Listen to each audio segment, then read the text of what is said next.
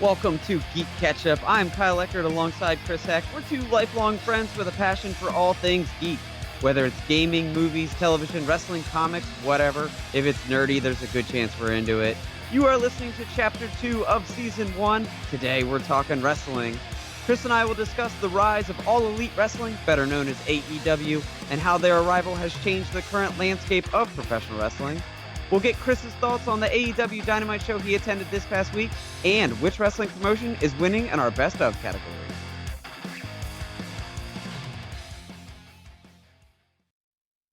In January of 2019, AEW was announced to the world. Coming from the creative minds of Cody Rhodes and the Young Bucks, Nick and Matt Jackson, with the backing of the Khan family, owners of the Jacksonville Jaguars and Fulham FC. Since that announcement, AEW has been on a non-stop momentum-gaining train. From top talent signings to their inaugural Double or Nothing event in May, they named their first heavyweight champion, Chris Jericho, at the All Out pay-per-view, and then all these events have led to the debut of the new weekly wrestling show, AEW Dynamite, on Wednesday nights, TNT. The debut episode came out on October 2nd. AEW has completely changed everything in professional wrestling. Chris, it has never been a better time to be a wrestling fan. Completely agree. It's an amazing time to be a fan. If you've been away for a while, it's an amazing time to come back. AEW burst onto the scene. Nobody really saw it coming. I think if we were looking at things last year, and really the hype train has just grown, and every single step along the way, they have proven that they deserve every ounce of it. I 100% agree with that. If we were to look at a year ago, were we even talking about AEW and Cody Rhodes? Not at all. Not mentioning, and they burst on the scene, really created an alternative to WWE for the true hardcore fans of wrestling, or maybe people that have gotten away from it for a little while. It's given them something to come back to and relive their childhood a little bit. Yeah, there's always been a number of different promotions out there. Obviously you've got the main roster with Raw and SmackDown and NXT. But then, if you look internationally, you had New Japan Pro Wrestling, which was big. Here, smaller promotions domestically with Impact. You got Ring of Honor running around. You got NWA on YouTube doing crazy stuff. There's always been a lot out there, but nobody really felt like they could challenge Vince McMahon and the WWE. And I have to say, from everything we're seeing so far, AEW is 100% challenging Vince McMahon and the WWE. Oh yeah, it's the first real threat to Vince McMahon and WWE and Co. in nearly 20 years since WCW went off the air in 2001. It's been 18 years since 2001, but since Vince bought WCW, no one has even challenged WWE. No, I mean, you had TNA out there for a little bit, and there was obviously some stars like AJ and some of them that have come through there, but it never gained the traction truly needed to be a real competitor on prime mainstream TV slots against WWE programming. But All Elite Wrestling has come out. They've exploded on the scene.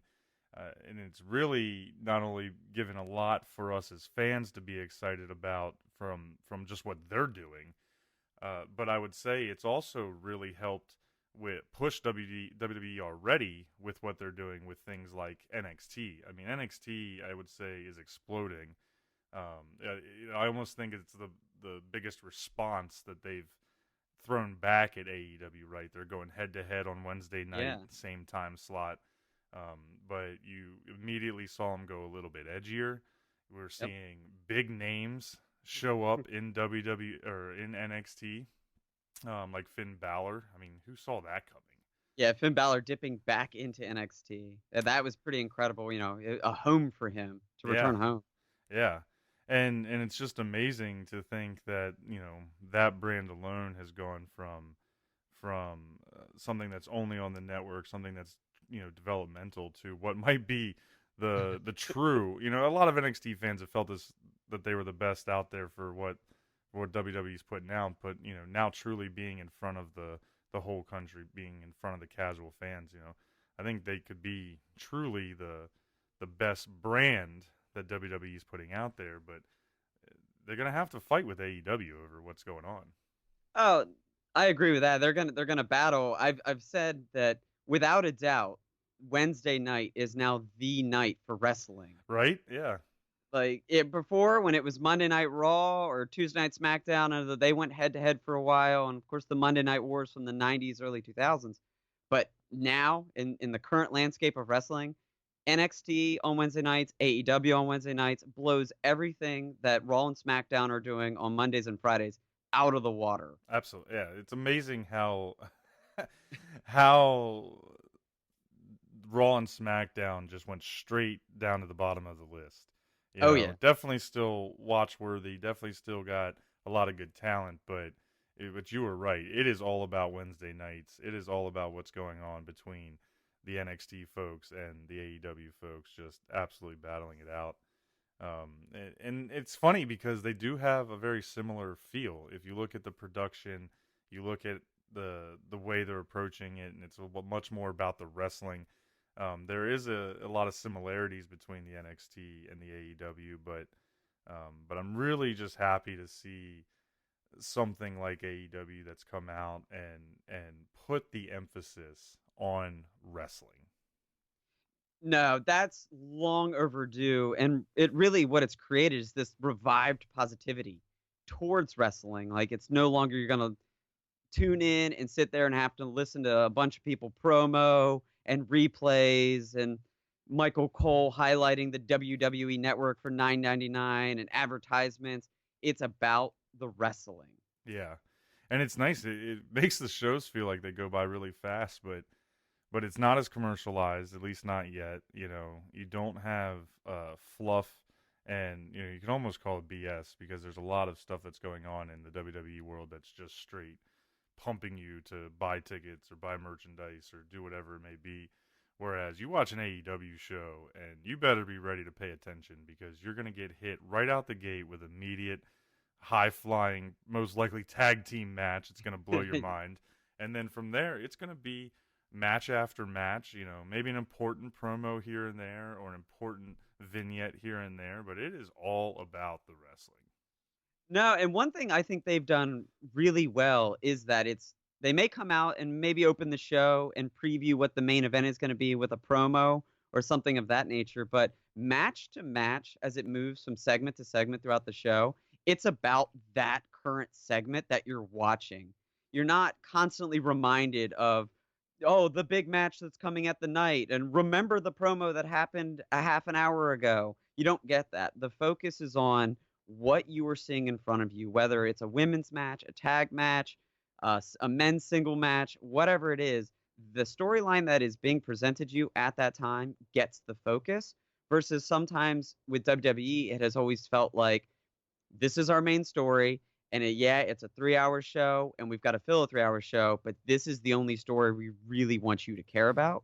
Yeah, they constantly are coming back to whatever they're pushing that week. And to contrast that, I feel like with AEW, it's more that when they are doing something that's not in the ring, it's because it's important. Right. It's because it means something and is going to be setting something up, whereas WWE sometimes it feels like they're just doing it to fill time. Yeah. Yeah. Well, and with Monday Night Raw being a 3-hour show, that's a lot of time to fill. And I think you said like when you're watching AEW and it feels like it's just flying by, it's that 2-hour gap or that 2-hour time frame that really helps. Like it's really made SmackDown the better show to watch for a while because you're not exhausted by the end of it. And the 2-hour mark, both with AEW and NXT, it just makes it so there is no fluff time. We've got to move on. If we want to get all of these stories in, if we want to make everybody feel important, we have to get them in and we have to keep moving. Versus, that Monday Night Raw, that 3-hour time slot, you get these moments deep into hour 3 where they're running low on content. Exactly. As much of a head scratcher as that is, because they've got plenty of talent. 200 people on the roster. 200 people on the roster. Well, But the overall match intensity in AEW has been higher. You feel like every one of those guys and girls that are going out there are wrestling in a main event of a pay-per-view with the bumps they're taking, the spots they're throwing out there. There are a lot bigger spots. yeah, I don't want to go so far because obviously the talent in WWE is doing a lot of great things and they're taking a lot of great risks, but almost every match on AEW since its launch has had just memorable moments of sheer insanity. yeah, Whether like the first thing that comes to mind is the guy from Private Party, one of the tag teams, um, and he literally his first debut on Dynamite a couple weeks ago, and in that match he's got opponents on both sides, and he literally runs and he does like four planchas over the top rope, back to back to back. You wouldn't see that, that no, level of risk on a normal, Smackdown match or Monday Night Raw match. Um, it's just everything about AEW has just been better, and maybe that's because being a long time wrestling fan, we've seen what wrestling can be in a lot of different ways, right? right, And yeah, and some of it is nostalgia with what AEW is doing, but it just feels like it's going back to a style that we have not seen in a long, long time, at least from prime, WWE programming. And if you are a wrestling fan, a true wrestling fan, it's built for you. yeah. Oh yeah, like if you grew up on 90s wrestling, attitude era, edginess, this is meant for you. It is your time to get back into wrestling. I'll say that the rough around the edges is part of what makes AEW cool to me. That it's is so old school 90s, I should say. It has a It, Nitro feel to the it does have a production. nitro feel. Yeah. It very much does have a nitro feel to it, which I'm sure is what they're going for, and you'd like to hope that they're not going to fall into the same traps that Nitro fell into all those years ago. You think they'll learn from history. You believe in Cody Rhodes and the Young Bucks and the creative of AEW that you know, they've learned from other people's They'll avoid mistakes the and pitfalls. oh boy, yeah, they won't fall down those paths. So hopefully it stays on that trajectory. I'd like to see in the long term with so many high spots and so much high flying action and crazy moves that they can sustain that over the long term. And that's not just something they're giving us out the gate because we are about a month into AEW Dynamite. They, like I said, they debuted on October 2nd of 2019. So they've been around for just about a month at this point. Hopefully they can sustain this high level of entertaining shows. And it's not something we need to come out the gate really hard, Sure. then we'll settle in and get into a regular wrestling show. It Um, it is something. I'm glad you brought that up. It is something that I've thought about here and there. I don't think that I would be willing to say that it's just a gimmick. I think that most of these guys that and girls that are wrestling for them um, have a chip on the shoulder. A lot yeah, of them have been overlooked by WWE. Others have chosen never to do business with WWE, but they all are bringing that to the table here and want to put the best foot forward to create an actual challenger to the Goliath. But what I really like about it, and it's also something that kind of concerns me though, is that they are taking bigger spots that could lead to more injuries, of course, because of the higher level of risks. But damn man, I can't talk about enough about how much I love that they're just doing more suplexes. And there's yeah, just certain moves and things that they are allowed to do there that we haven't seen as much from in WWE, whether it's a styling preference or it's right. a health, thing because they're trying to protect the rosters. Obviously, WWE has a much more rigorous schedule than AEW does, so they're asking a lot more out of their performers night in and night out. Sure. But I think that it's really helped immediately build contrasting styles. Yeah, And the other thing I think that it really helps is that AEW is letting these guys bring their styles in, versus what we've heard from WWE insiders about how Vince has his own way.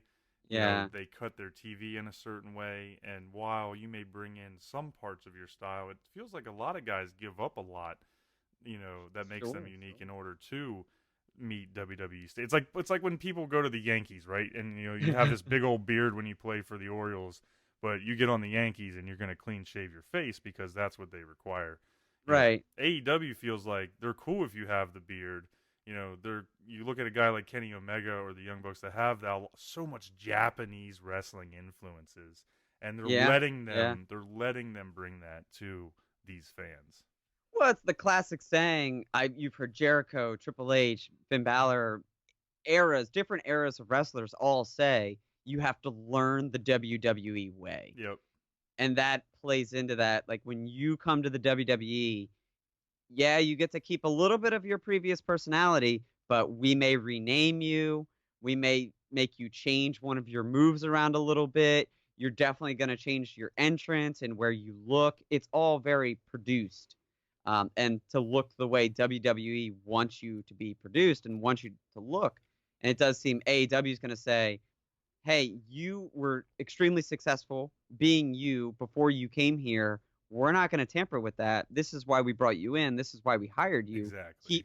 Keep doing you because that's what we want. Yeah. And it does have a little bit of a weird feel. I know in certain circumstances, especially when you're so used to the WWE product, it does make you stop and look at a match and go, "Do I like this?" But Yeah. at the same time, that's what's been missing from wrestling. Like if you wanted to go see something that was outside of the mainstream, you had to work for it. You had to watch Oh New yeah. Japan at 2 a.m. in the morning when it would come on, or go check out all the YouTube. You had to go seek it out, and now it's right here, right in front of you. DVR it every Wednesday night, and you can check out literally. They're some of the elite of Well, the world. I mean, it's yeah. no other way to look at it. Yeah, they're the top wrestlers that weren't at WWE. I mean, across the board, whether it was Kenny Omega, the Young Bucks, or John Moxley, Pac, those are all guys that were at the top of their game somewhere, and that they've chosen to come here either instead of going to WWE or they left WWE Yep, to then make a career for themselves here. yep. So let me ask you. I know you like the production side of things, and one thing I noticed immediately was how different it seemed like the camera work is for AEW compared to what we see with some of the other promotions. So it seems like it's a little bit closer to the action. Maybe they're using some different angles that we haven't seen in a while. But what are your thoughts on just what they've been doing as far as how they're presenting the matches to us? I've really liked it. One big difference I'll say that I've enjoyed on the promo side, and WWE has gotten better about this recently, but for a long time in WWE, you weren't allowed to look down the camera lens when you were delivering a promo. It's like you had to pretend the camera wasn't there. You're And focused more I on the crowd than the and you're camera. focused more on the crowd or even the backstage segments you're being interviewed or when you're watching a match backstage and you're looking at the television you have to stand all awkward and not make eye contact with the camera. AW has gotten back to this acknowledging that the camera is there, Yep. acknowledging that there are fans at home, and when I'm delivering a promo I'm going to turn down the camera lens, I'm going to look right at you, I'm going to peer in your soul, and it makes this connection Yeah. with the wrestlers that cannot be matched. Like that was missing from wrestling because that was a huge part of it when I was growing up.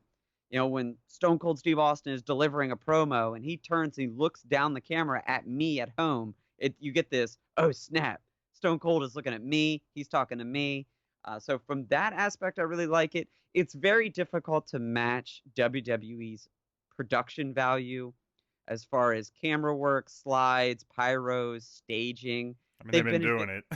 they've been doing it. They've been doing it for 30 plus years. Yep. Raw has been on television forever.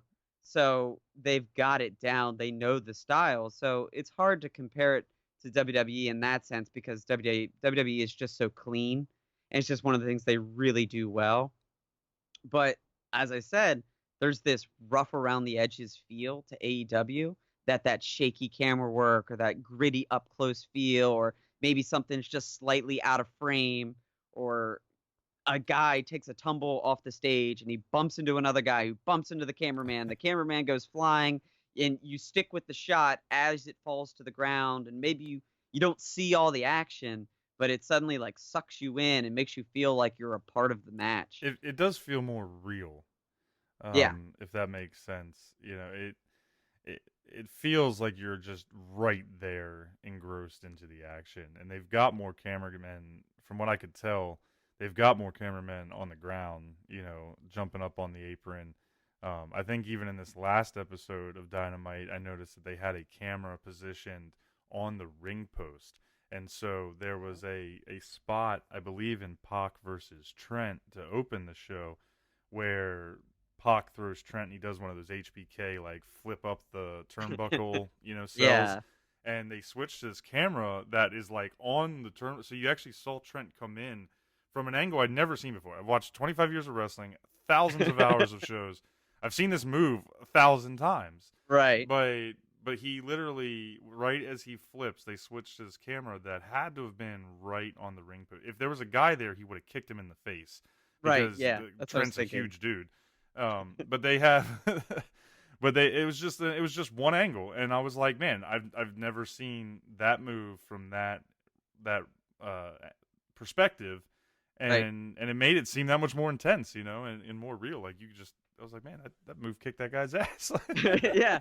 Yeah, and it does. It sucks you in. It just immediately has you invest in the match and in the product in itself, in the characters. You really feel for them. But you talked about a little bit about the energy that it brings to the show, and then also this past week on AEW, you were fortunate enough to go to this past week's I was. AEW live taping in Charlotte, North Carolina. So, we've been to WWE events ranging from big scale pay-per-views, Clash of Champions, all the way down to NXT house shows in small little backwoods arenas in Baltimore. So you went to the show as a wrestling experience. Like, what did it do for you? Uh, there's so much I could say about this show. It's a wrestling show for wrestling fans. I'll start there, and you probably gathered that from a lot of what we just were covering. But I've been, like you said, to a few different shows. This one wasn't in the biggest arena that Charlotte has, but it's a good size arena, and I got there an hour and a half early, and the line was already around the building. Yeah. I've Wow. never seen that for a WWE show. The the amount of fans that were there, that were actual legit wrestling fans and not just, parents bringing their kids or whatever. I mean, everybody was excited. As soon as you got into line, people were immediately talking to you about wrestling. What's going Yeah. on? Very similar conversation to what we're having here. And wrestling fans are some of the best. I've never been to a wrestling show where I haven't had some sort of interaction or conversation with a person around me, but this was on that next level. If I had to put a qualifier to it, the size and feel of the event was like an indie show or like the NXT house shows we went to. Right. The atmosphere and energy was like a Clash of Champions pay-per-view with 18,000 people. Oh, wow. Okay. Yeah. That was the weird, awesome, dynamic, was that it was less people, it was more like a house show size, but the energy was through the freaking roof with everybody. And it started an hour and a half beforehand when people were just waiting to get in the door. Just to get in, just to get to your seats. They've got that. And I'll say that the energy, having watched it on TV, it radiated. And that's been a huge difference for AEW every single week. AEW Dynamite, that crowd is super invested Yep. in what is happening. And it like radiates, literally, it just radiates through the screen. You It can hear the does. crowd. It does. And crowds, wrestling crowds is a very unique uh, form of entertainment, right? Because at a wrestling show, the crowd is just as important as anything else. Yeah. But if you're at a rock concert, a good crowd makes a little bit of a difference, right? But it's going to be loud. It's going to be packed. It's going Yeah. to be excitement no matter what, right? At a wrestling show, you do have downtime. When the folks are in the ring actually wrestling, it tends to get a little bit more quiet. Yeah. and I've heard arenas that are almost dead silent except for the slam of that mat. And when you have a crowd that is just eating up every aspect of the show, that is hollering and screaming and chanting. Oh my God, the chants are the best part. But to make your point and kind of circle back, that all comes through the television. Oh, yeah. And I would Yeah. argue that it was the crowd with NXT when it first started to come up was one of the biggest reasons why NXT did so well, because that crowd at Full Sail every Wednesday night was chanting, Oh, multiple times every match. they were bringing it week in, week out. The pop, was a microcosm of a Stone Cold pop. Every wrestler almost, and then, like you said, it just reaches through the TV, it grabs you by the throat, and it makes you want to be part of it. Yeah.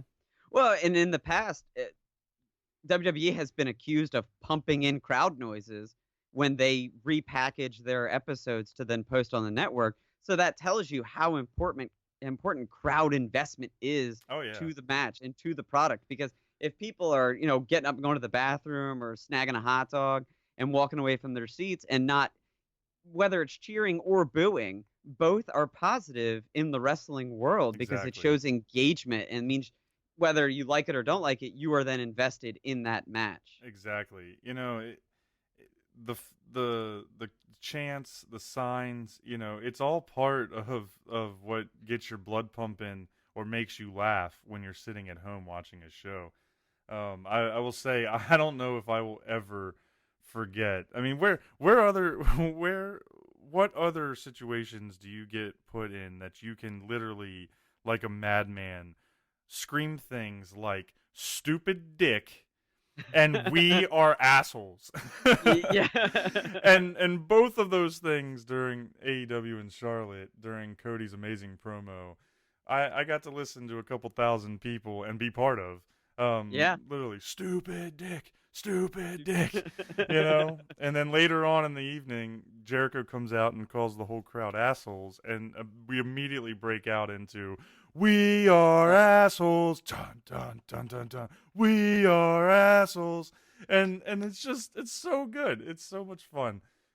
It's obviously incredibly silly, but it's just unique, and when the crowd is that into it, like they were at this show, every match feels big. Every moment is exciting, and it's got to work together. Yeah, sure, sure. Speaking of Cody's promo, Cody Rhodes delivering possibly promo of the year at this past show. If you get a chance to go look it up, is it just what it took me 14 years to go from undesirable to ungoddamn deniable. Oh, Like, quote of the year for yeah, wrestling. is it? I got chills. I got chills just by saying it. But when he was delivering that promo as a crowd, were you just in all of what was happening?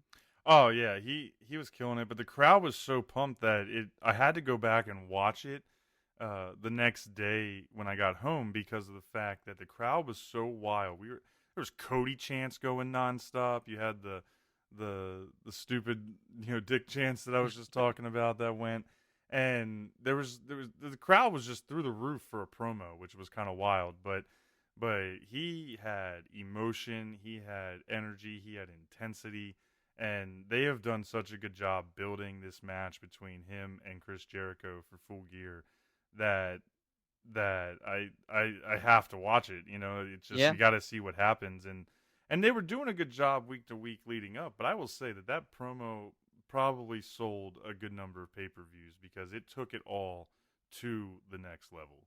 Yeah, I'll say of course I follow wrestling, but I was seeing that clip everywhere. Everywhere Like on social media. non-social, like non-wrestling social media, people were quoting this and pulling that clip. And I haven't seen something like that go viral since Cersei say, if you want a whore, pay for her. If you want a queen, you got to earn her. You know, when every girl on the planet was changing their Tinder profile caption to that. Like it's that level when you are breaking outside the social media wrestling world and going to other facets, like you've got something fire on your hands. Agreed. I will say the AEW format too, what they're doing in the events. If anybody's considering going to one moving forward, it's nice because you get the 2 hours of prime programming that's on TV, but then they're also doing dark matches both before and after. So I'm not sure of the exact number that they're doing every week, but they're producing these matches on what they call AEW Dark on YouTube. I think Monday nights. But we got a women's match at 7:30 leading up to the start of the show, and then we've got 2 matches afterwards. So we immediately saw Nyla Rose and this character. This was such an indie female character, but her name was the Librarian. She came out to silence. She's shushing everybody. Yeah. They hit people with books. Yeah. And it was her and Nyla Rose versus 2 other women's wrestlers, and I feel terrible, but I did not even catch their name because we were so enamored with the Librarian. There was some joking going on in the crowd, but we got to see them, and Nyla Rose actually just took on all 3 of them and destroyed them all, which was kind of funny. Yeah. That's pretty sweet. But then we also got to see SCU, the current AEW Tag Team Champions, fight Hybrid. And they both had additional wrestlers with them, so it was a 3-on-3, and that had some cool spots. That was a program worthy match, but we got it as the last match of the night, so I appreciated that. So just public service announcement: if you're considering an AEW show, you're definitely going to get more than just what you're seeing on TV, which is really great because you're paying full price to go see these things. Although ticket prices for AEW are not that bad, especially compared to competitors. Not on the first sale. If you get them initially, you're good. The If you get 'em resales are initially, going through the yeah. roof, though, Yeah. because they're also doing smaller arenas right now, of course, since they're just launching. So they're not trying to go too big and have a whole lot of empty seats. So there's only so many tickets for each city, and then once they get on that resale market, they went from like $80-$90 to $400 or $500 in some cases. Oh wow! Yeah, wow. Not quite World Series, but that's pretty intense. No, not quite World Series, but I would go again. Absolutely, it was worth every single penny. I was a little bummed that we didn't get to see the Lucha Brothers or the Young Bucks in ring, but both of them have been pretty much on TV each week since they launched. So I guess it was about time, for somebody not to show up. You got that crazy brawl at the end. We did get the crazy brawl. Actually, both teams did show up. So we did see the Lucha Brothers briefly at one point. They just didn't wrestle. And then the Young Bucks did come out as part of the brawl at the end, and we got the big spot off the top of the entryway. Oh my God, yeah. That was a ton of fun. That was pretty wild. That was in that moment where I don't know whether it was Nick or Matt, given that they are twins, did that spot off the entrance ramp. And when I was talking earlier, where Jericho got hit and then he stumbled into a cameraman, and then the cameraman just straight went down. They didn't go off that shot, and it really helped. Like, and of course they eventually switched, but it made that realism. Like, oh snap! Like that dude really just did a front flip off that high rise onto 5 or 6 people. Whether wrestling gets a lot of knock where people say, "Oh, it's fake, right?" It is scripted.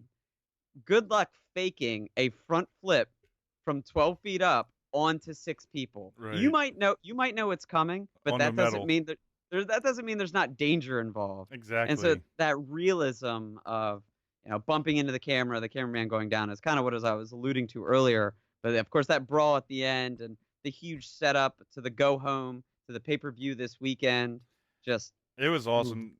Everybody had a feeling that something was going to go on, right? When they had a setup like that with Hangman Page and Kenny Omega versus Jericho and Sammy, everybody knew that we were going to get some big event leading into the pay-per-view, right?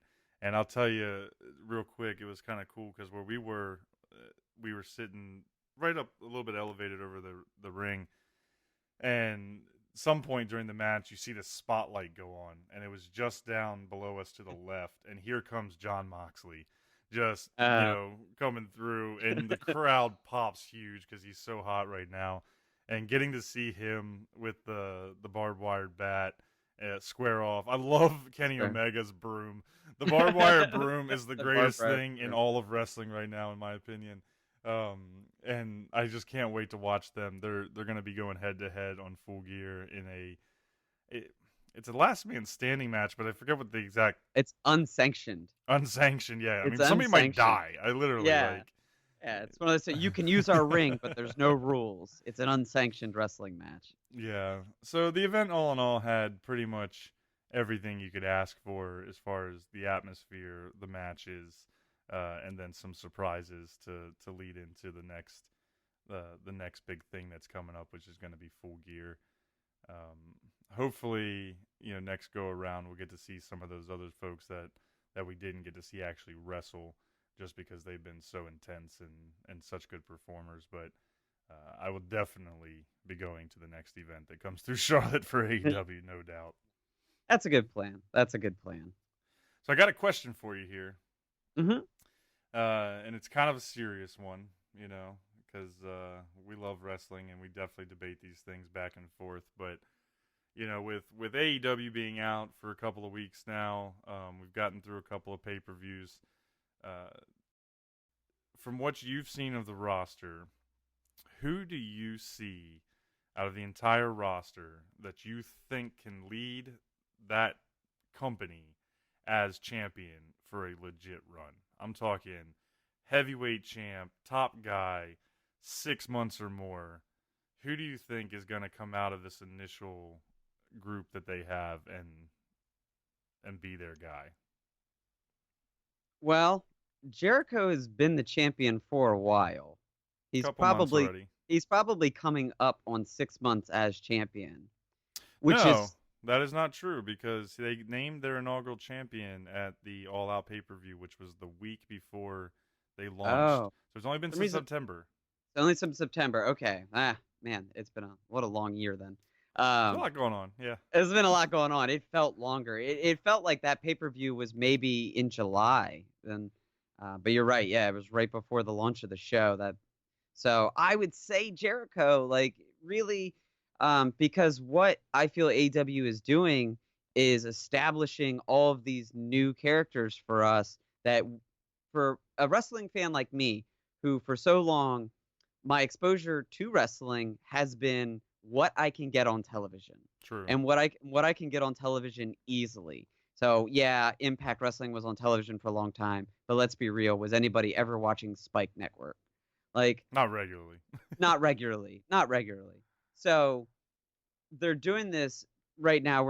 They're setting up these characters for the long term. So I think who they have the belt on right now is who is best to do that, to like set up who we are, long-term champion, establish the belt, give it some history to it, make it mean something, make it worth something. And I think Jericho is the right person to do that.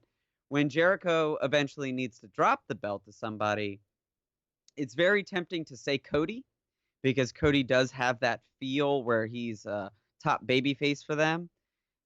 What I don't want to see is Cody become the champion and then fall into what I'll call the Jeff Jarrett trap, where you are running the company and you're the champion. Like, it's just too easy to fall into that trap where you book yourself as the main attraction. It's true. So And so he touched Cody, on that in the promo. he did touch on that in the promo. He set up some new stipulations for the upcoming pay-per-view, that if he doesn't win against Jericho in this pay-per-view, then he'll never challenge for the AEW World Title ever again, which I think it was very smart wording. So when they introduce a mid-tier title, he could go for that if he eventually Sure. loses. But It's a good point. outside of Cody, I think they got Moxley. Once he's done being a full renegade and a crazy man, they could put the belt on him. I think Pac could also be a solid long-term champion. He in the switch right now, they both seem to be, both Moxley and Pac are a little on the heel side, so I'm not sure they're the ones that are primed to take over from Jericho.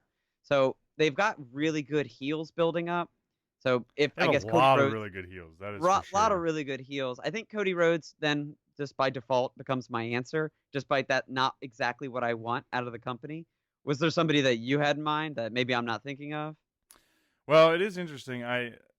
I'm gonna ask you a quick follow up though. With all that you just said, are you willing to predict that Jericho is going to win at Full Gear? I honestly don't know because I have this feeling. So they put the stipulation on it that The if Cody doesn't, stipulation's big. the stipulation's huge. And I'll say this: WWE has conditioned my brain to think that Cody can't lose. When somebody puts their career on the line or something like this, something's on the line. That's They true. they never lose. They That's never lose true. unless it's this I'm sorry, I love you, Shawn Michaels kicking Ric Flair situation, which he came back after that anyways. But That's because and Dirty W Ribs never goes away. That is dude's true. gonna die in a wrestling ring. He's a constant, probably falling off a ladder. Um, so WWE has conditioned my brain to think that Cody won't lose, but that's the whole point of AEW. Is out the gate they've been, we are not WWE, we are our own thing, we are all elite wrestling, and we're here to stay. We're here to bring you back to your roots of good wrestling. Yeah, that's fair. That is fair. I was originally expecting 100% for Jericho to win this match, just because I thought it was kind of like you were alluding to, a little too early to move on. You know, let him continue to establish it, let him really build up the desire to come get it. But they've done this rivalry so well, and there's Yeah. so much heat. Like, you would think that this rivalry had been going on for 6+ months, on TV. Like, they've done some social media stuff to help kind of get everything going before they launched the show, but really looking at this rivalry in the microcosm of like 6 weeks, Yeah. and it's Yeah. the biggest, one of the biggest things that's going on in wrestling right now. And so I still expected Jericho to win, right?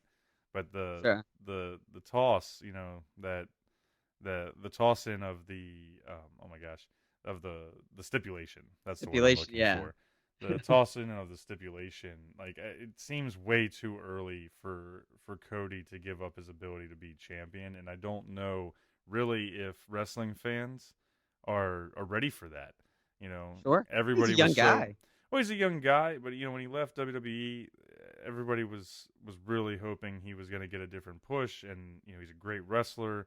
He's been Mhm. huge since the moment he walked out of WWE when he went to New Japan and did the American Nightmare with the Bullet Sure. Club, and now he's here, and it's like, I think everybody is just like, we need Cody as the top guy. Yeah. But it's very fair. They've done a lot of stuff that's a little against the grain, and I could see them, giving us a Jericho finish. It would definitely be intriguing. We'll have to see what happens. I think it's the mark of good storytelling and good writing and good wrestling that we don't know, and we have a very difficult time predicting it. Yeah, 100%. Yeah, and it's been a while since we've really had that ability or something to give us that question. A lot of the WWE stuff is very predictable, and it has been for a while. Yeah.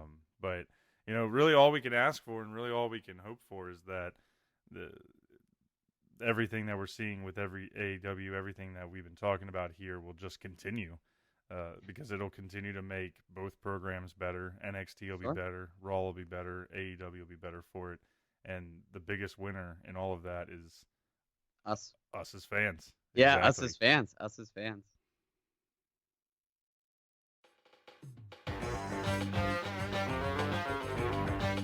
This season on GeeK KetchUp, a rivalry is renewed. Let's get ready to rumble! Two teams. Here it is! The Washington Nationals are world champions for the first time in franchise history. One National League, one American. Cruz is in. Pierce is in. Hardy around third. He's going to try to score. And safe! The Orioles have the lead. A showdown 30 years in the making. Follow along as Chris and Kyle play through the shortened 26-game MLB season on Super Nintendo, all in hopes of making it to the World Series. High ball into deep left center field. Griffey going back to the 1-8 track, leaps high in the air, and he's got it! An incredible catch by the kid! And Ken Griffey Jr. presents Major League Baseball. Check back for updates on stats, standings, and scores from the inaugural GeeK KetchUp Retro Sports League Challenge. You can put it on the board. You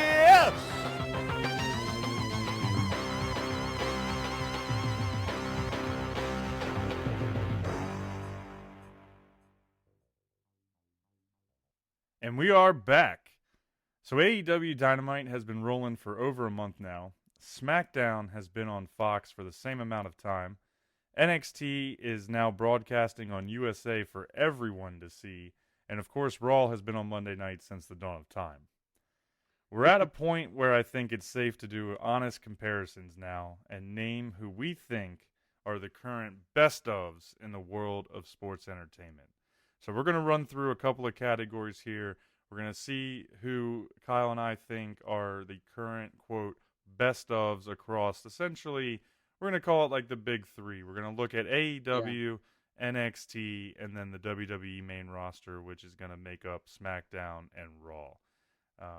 Maybe get a little bit of back and forth, see if we've got some disagreements here. Who knows what will happen. But let's start it off here with a fun one, something that maybe could be overlooked. But let's talk about who is the best announcer out of these companies. For me, and it could just be nostalgia, and I just love the fact that he's back, and I love his voice, but I think Tony Schiavone is killing it for AEW. I could not agree more, man. Yeah. That is absolutely who I had here for best announcer, and probably for all the same reasons. But if I had to really say one thing besides nostalgia, the dude has not lost a step. No, he's as good as ever. He's as good as he was on Nitro. Yeah. And I know that he completely, when Nitro ended, he totally stepped away from wrestling. And he went and he was working for the University of Georgia, I believe, and doing broadcasting for them. Not even on air for a little bit. He was like a producer. So he didn't just leave wrestling. He left broadcasting, like actual on-air talent broadcasting. So for him to come back over 10 years later and just pick up right where he left off, just kudos to that man. 100%. As much as I love JR, Tony Schiavone has been the standout highlight of AEW Dynamite, and personally, I think his style plus the nostalgia, he's my number one right now. Yeah, and the beard looks good. So next up, we're gonna take a look at a specific match or a specific team here. Chris, I want to get your thoughts on the best tag team across these divisions. To me, hands down, it's the Lucha Brothers. Looking at what those guys are doing, Pentagon Jr. is absolutely insane. But every match, high energy, high spots, lots of creativity. I'm going to go out and say it, I don't think there's anybody in the WWE or NXT rosters that even comes close to what those guys are doing in the ring as a tag team. Nice. I'm going to keep it within the AEW realm. I'm actually going to say the Young Bucks.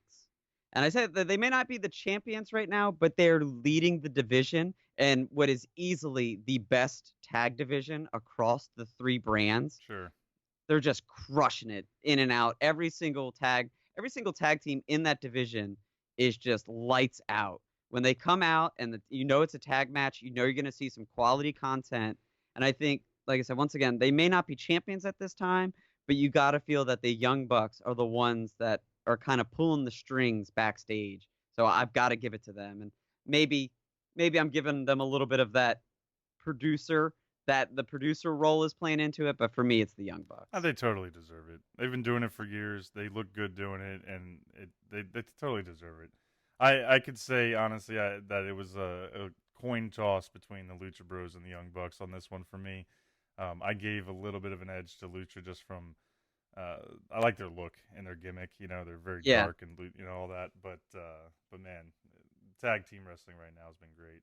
Yeah, maybe I imagine in 6 months we might be talking Luchasaurus and Jungle Boy. We need Luchasaurus on AEW Dynamite. Yeah, he's been hurt. I know.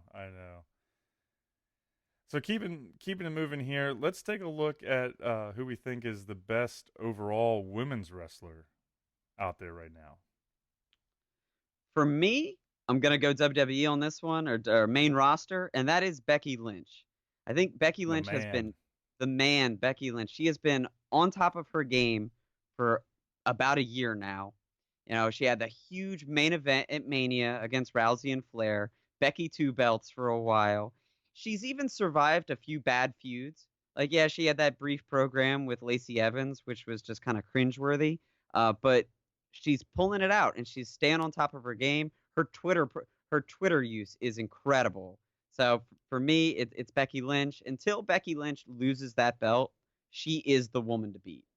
That's totally fair. I think you're gonna have me beat here, but that is totally fair. I personally went with Charlotte. I really looked at kind of a total package, and I can't really argue with anything that you just said about Becky Lynch because she has been great in all facets. But when I look at overall on the mic performance every time they step in the ring, persona, whatever it may be, to me, Charlotte still just stands out as both the best and probably the most memorable women's wrestler in the world right now.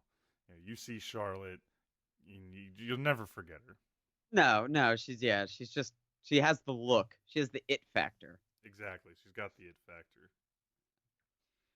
We'll move on here to take a look at the men's division. Who do you think is the best male wrestler out there right now?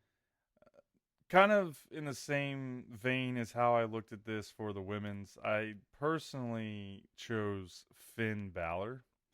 And this was a really hard one. There's so much talent around in the industry right now, but looking at what Finn does, between him and the Demon persona, the level of creative that he usually brings with that, his in-ring is always on point, and he definitely takes a different variety of spots. But what put it over the edge, and I have to give him some kudos here, but what put it over the edge for me was his resurgence on the mic when he showed up at NXT recently, joined that roster, and he is cutting promos that are hot fire on Adam Cole and those guys down there. So it was a tough match, or a tough call, but I gave Finn the nod here. Yeah, his promo game, which I'm glad to see that he's being allowed to talk a little bit because he talked a lot in his first run in NXT. Got on the main roster, and it was kind of like, oh, you have an accent. We're not going to let you talk. Well, Vince hates accents. So it's... Yeah, Vince hates accents. And so now that he's back on NXT, he got hurt for a bit, had surgery, went away, and now he's back, and he's just, back home in NXT, back on the mic, and at the top of his game. So I can't argue with that too much, but for me, it's Daniel Bryan. I think Daniel Bryan, really. Daniel Bryan, through and throughout, we had, the recyclable one, when he was the green champion. The planet's champion. The planet's champion, thank you. The planet's champion, and he had the hemp belt. I think Daniel Bryan for me, because that dude, just everything he touches turns to gold, whether he is, even when he was injured and was commissioner for a while, I really enjoyed that. So he was crushing it before he got hurt. He was crushing it when he got hurt. He came back. They had him in a bit of a mid-card role, and he was doing really well there. They put the belt on him for a little bit. That was amazing. The promo he has, if you can look it up, that he cut on Vince and Baby Boomers is incredible. Yeah, he had a good run there as a heel. It was an incredible promo. That is if you ever get a chance to look it up, it was on a random night of SmackDown, but he basically cut a promo on Vince about Baby Boomers and what they have done to the planet. And it was just this nice Daniel Bryan. The best wrestling always comes when you blur the lines with real life. Agreed. And things that are really happening in the day to day. And that was just one of those promos where, he's a guy in his personal life that believes in, green, organic future. So for him to bring that persona into his wrestling character was just amazing. So totally fair. I think he's still killing it now without the belt. I guess I can't disagree. I'm surprised you went Daniel Bryan, but I think that's just because in the moment right now, he just doesn't have a key storyline going on. He's not doing anything. He's not doing anything. Yeah. And as much as I love the Kofi run, I will say this just to your point is that Daniel Bryan's heel run as the planet's champion was absolutely fantastic. The blurring of reality and the storyline was right on. And I was very disappointed that we didn't get more of it. So it felt like it could have gone longer. Exactly, It felt like it could have gone longer. But it's a little surprising though. I did not expect Daniel Bryan. No, he's just it boils down to everything. Every time I see him. Last night he was on Smackdown, all he did was stood at the top of the entrance ramp, and it was amazing. And He grinned. didn't he grinned, he didn't even talk, and it was incredible. So, Fair enough. Fair enough. Well, moving on here, let's take a look next at what we think is the best overall division in wrestling. So this could be the whole NXT women's division. It could be the whole AEW men's division. It could be the cruiserweight division, whatever Yeah. it may be. But just as a whole, what is the best division in wrestling right now? so I'll say this leading into it, it's not my pick, but based on potential, it should be the WWE men's division. Based on pure talent and potential, this is what it should be, the WWE main roster, men's. But for me, it's actually the AEW men's division. And this is just fresh characters for me. Somebody that like I said, primarily gets my wrestling from TV. All of these new guys in this division are so new and fresh and exciting to me. Guys like Orange Cassidy, Sammy Freshly Guevara, squeezed. freshly squeezed, Hangman Page, Kenny Omega, MJF. Like, they're just crushing it week in, week out. Doesn't matter where they are at the beginning of the show, the end of the show. Their segments are just killing it. And then AEW's men's division has also found a way to bring back guys that were afterthoughts in WWE and make them feel legit. Oh, yeah. Sean Spears, formerly Ty Dillinger, he was nothing but 10 in WWE, and in AEW, he's incredible. Like, the chairman is kind of interesting little nickname. Agreed. But he's got so much intensity. He looks more believable. Yeah, like you go from a guy that was just nothing more than 10, 10, 10 to like this full-fledged deep gimmick, Yep. like deep personality that means something. And like when he steps in the ring, he's credible. Yep. And I think with like Pac, formerly known as Neville, John Moxley, formerly Dean Ambrose, the way they've been able to reinvent those characters has just made the AEW men's division the most exciting thing to watch for me. That's totally fair. And the one thing I'll say is, just because you brought it up, but every one of those guys, every one of those characters got better the second they walked out of WWE. 100%. 100%. So for me, I'm going to stick with inside the world of AEW as well. I'm actually surprised that we didn't have the same answer here, because I know how much you love tag team wrestling. But for me, I had to go with the AEW tag team division. And it's twofold. The number one reason is that they are just absolutely the most electrifying entertainment in all of wrestling right now. It doesn't matter who is out there. Yeah.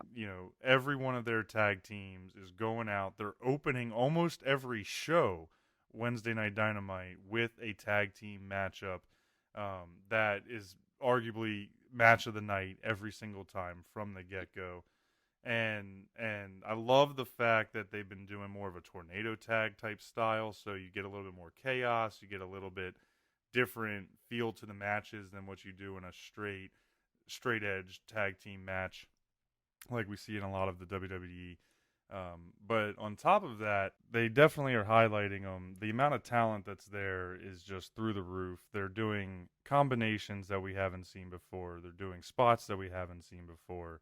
And I'm so excited to see what they do with tag teams every time I turn the show on. No, they have a super diverse group of tag teams as well. Like, it's not just small guys throwing their bodies around. They've got some bigger dudes like SCU. None of those guys are little. Private Party, none of those dudes are little. You spoke earlier about Trent, who's in Best Friends with Chuck, and Trent's a big dude. And so they've got a lot of diversity within the tag team division. I do love the tag team, so I hear you. It's a little surprising that the tag team division of AEW wasn't my pick for this. But in my mind, tag team wrestling is great, and I love it. But your show typically needs to be led by the heavyweight championship belt. So with AEW's men's division just crushing it the way they are, like, you can't not acknowledge that. So let's switch gears here and talk a little bit about more of the individual front, but let's look at who we think is the best in-ring performer. Now, this could be from the men's division, the women's division. It could be a tag team, but overall, who do you think is doing the most justice night in and night out when they step in that ring? He doesn't get a lot of screen time, but when he does, he just makes his matches the best thing on the card, and that's Cesaro. I think Cesaro is the best wrestler Swiss Superman. ever. Yeah, the Swiss Superman. He's just so good. I'm pretty confident Cesaro could get in there and wrestle a chair, and it would be it would be a 5-star match. It would be a 5-star match. He has this ability to make everybody look so good. It's unmatched for me. That is true, and that's how they've been using him. I always wanted Cesaro to have more accolades. You know, I wanted more belts on Cesaro. I wanted more Cesaro time, and they never quite got there. But you make a good point. He's had those matches with some of the cruiserweights lately, and Shorty Gable in them, and he's been putting people over left and right. Yeah, he's just so good. What for in ring? Anyone standing out to you? Oh, for me, this was one of the easiest things I had to pick all day, and it's absolutely the Bastard Pac.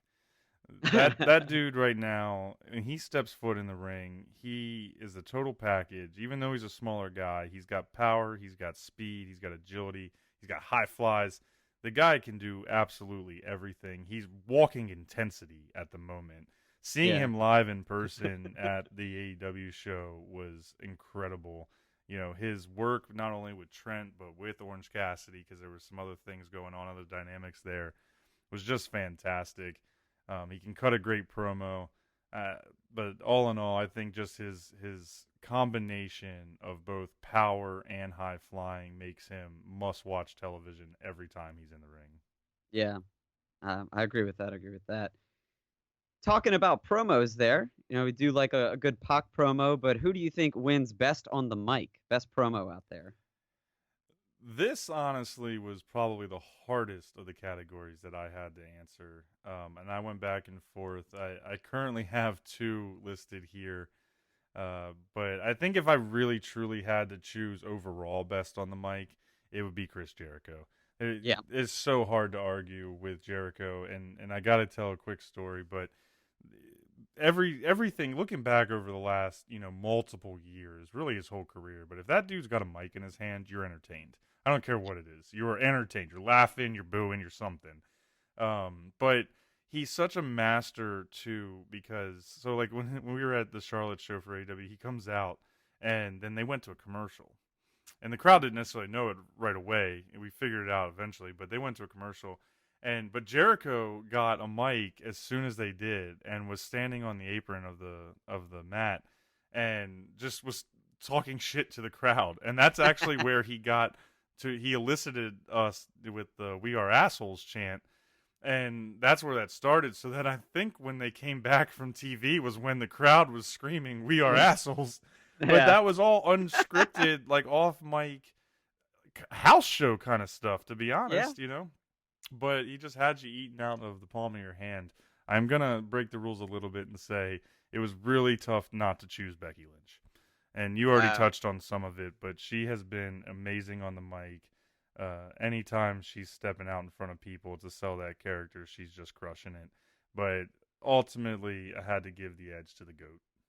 Yeah, agreed. The man has the ability to make just about any tagline into a hit. So. She's got it right now. Oh, Jericho, yeah. Jericho. He's a walking tagline, yeah. He's just a walking tagline. I mean, the man made a clipboard. He got a clipboard over. So you almost screwed me up because you said the man, and I went Becky Lynch. Oh, no. I'm with you on Jericho. I agree. You nailed it, like hammer on the head, like crushed it. Jericho is the best on the mic, no doubt. But you gave her the honorable mention there, so we'll move on to best overall character. And that one for me is Becky Lynch. Okay. That is Becky Lynch. Like I said earlier, she's been crushing it for a year now with the man persona. She's on the cover of WWE 2K20. She's on the cover of ESPN.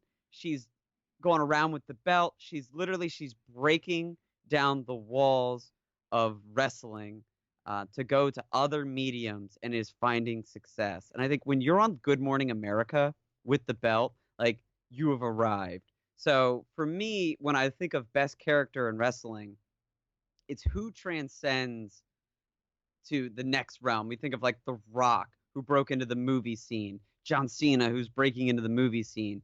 That is all due to just great character work that they've been able to translate those skills into a further career. And that is what Becky Lynch is doing right now, where her character and her persona on WWE television is so good that she is making a name for herself outside the world of wrestling. Especially as a female wrestler. You know, because traditionally, obviously, we've seen some of that shift. Like, Charlotte got to do some of this kind of stuff when they were first pushing the women's evolution. But, you know, we've mostly still seen that level of hype, that level of transcendence for a male character. And Becky, to your point, has 100% broken the mold. I hear people talk about her regularly, whether they're wrestling fans or not. She's inspiring women all over the place. And we know some folks that, you know, have absolutely attached some of the younger crowd that have been getting into wrestling. That has been a big part of it, is because she is selling this character so well, bucking some norms, bucking some trends, and kind of blazing yet another new path for women in wrestling. I agree. So for me, I'd have to say I looked at it more of just flat out best, most interesting character in wrestling right now. And so for me, I went with Bray Wyatt's The Fiend. Okay. And I know that probably could be argued a little bit, but for me, if you look at everything that's going on in wrestling, and some of it's probably the fact that I feel like he's a little bit of a reaction to the AEW side of things, so it's a glimpse into WWE going a little darker and getting back to a little bit more adult level programming. But that character is so intense. The look is so frightening. There's so much mystery going on. We don't really know a lot about the Fiend himself. You know, we know a lot about Bray and the Firefly Funhouse side of things, but the dual character aspect, the intensity, he's getting to wrestle under red lights, which is a little different. I don't know. All in all, I just think that the Fiend right now is the most interesting character that has come out in wrestling in a little while. Yeah. There are a few arguments to be made, and I won't go too deep into that, but I would agree that he is a great character. They slipped up a little bit by having him lose at Hell in a Cell. The original loss was rough. Loss, I know that it was a no decision or whatever, and then Seth Rollins burning down the Firefly Funhouse itself. All of those, for me, were stumbles on the path. If those stumbles hadn't happened, then I think there's no denying it. Agreed, like, he's the hottest thing out there character-wise. He's just something different. But those stumbles are what prevented me from saying Bray Wyatt. That's fair. There was a little bit of a too soon kind of aspect to some of that. You know, a character like that you would have loved to see literally just go in and dominate from the get-go. Like Undertaker, like Kane, you know, some of those guys when they've come out with folks like this over the years. But to me, I'm so intrigued in what they are going to do with him. I'm intrigued to see if he's going to get a legit run long term or not. And Bray Wyatt is a great wrestler. You know, he's been probably one of the most creative minds in wrestling for the last few years, and he deserves his due in pretty much all aspects. So he's reinvented himself enough times that he deserves it. That should maybe be his next stick, is just reinvented man. You know, he's just reinvented. Or no, he's gonna go back to being Husky Harris. We're gonna go just back in time to Husky Harris. Oh my God, that would be some funny stuff. But I'm really hoping we don't see that. Maybe the Fiend will eat Husky Harris. Maybe, or maybe he'll show up in an IRS costume because that was his dad. That would be the great reveal if he actually ripped the Fiend mask off and it was IRS. Yeah. And we just didn't know that IRS was so good all this time. You know, that could be a good twist. But we would love to hear from the listeners. If anybody has some thoughts on who we chose for our best ofs currently in sports entertainment right now, please let us know. Leave some comments, and we might talk about it the next time on GeeK KetchUp.